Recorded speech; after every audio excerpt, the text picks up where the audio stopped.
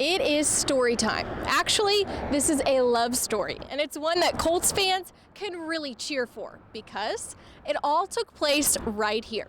Here's how it goes.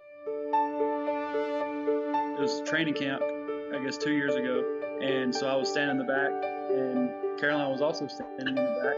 You may recognize Caroline as the former reporter for Colts.com, which is how she met current Colts offensive assistant and her other half, Parks Frazier.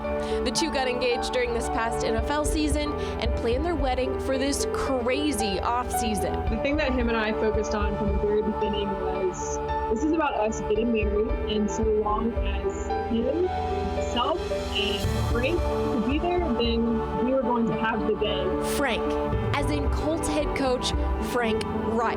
For the two of you to get into the Indiana Farm Bureau Center at the Colts complex to meet in what would be a very special way. We can see God's hand in it from start to finish. An important piece of this love story because he's the one that actually tied the knot for the Fraziers. As an ordained minister, maybe one of the greatest privileges is performing a wedding. It's just so fun to see two people coming together. Now, Reich has only performed a couple of wedding ceremonies before, but he has given plenty of pregame and halftime speeches. So here was his message for this Colts marriage. When you're performing a ceremony of people that you know and love, what makes it special is to add the personal connection.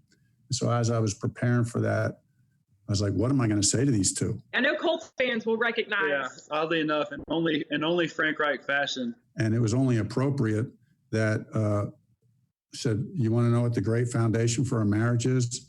And it just happened to be the 3 T's that we talked to as a football team. It's 3 T's. It's trust, it's toughness, and it's team. And you've never heard this version before, I promise you.